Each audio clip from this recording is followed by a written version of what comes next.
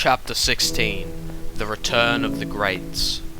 It was just a regular November in 1960.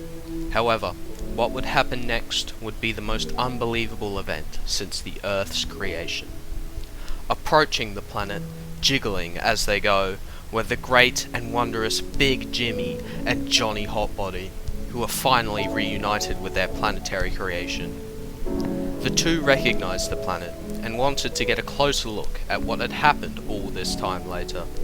The two had disabled their gravitational attraction, so they didn't need to worry about collision. Unfortunately, what they didn't realize was that the humans had constructed artificial satellites that orbited the Earth at incredible speeds. One which was passing by managed to tear a hole through Big Jimmy's skin, causing him to deflate like a balloon. All of the mass that was once contained inside of him spewed out into the surrounding area, some clumping together to form planetary scale objects we know as Mercury, Venus, the Moon, Mars, Uranus, and the rest contained in the asteroid belt.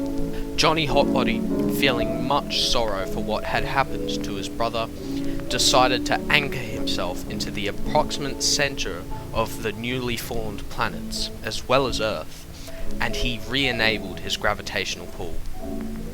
Johnny Hotbody began rapidly growing, hotter and hotter, transforming into Johnny Hotter Body, then Johnny Even Hotter Body, then Johnny Very Hot Body, then Johnny Extremely Hot Body, and finally Johnny Hottest Body.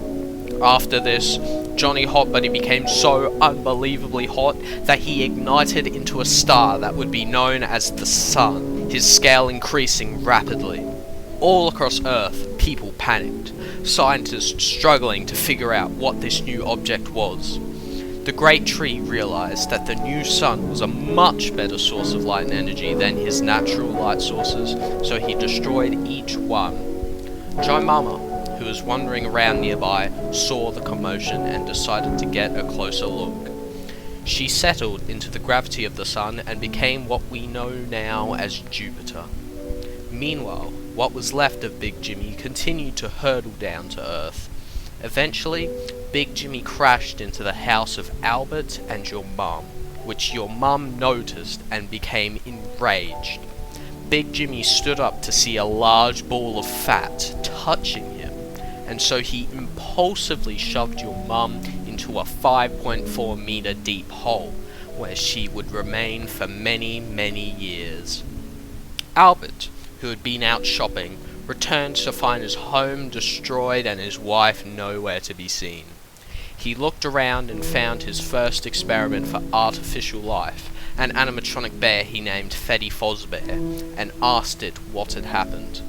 Feddie told Albert what Big Jimmy did to your mum, and Albert fell into immense sorrow that would last for the rest of his life.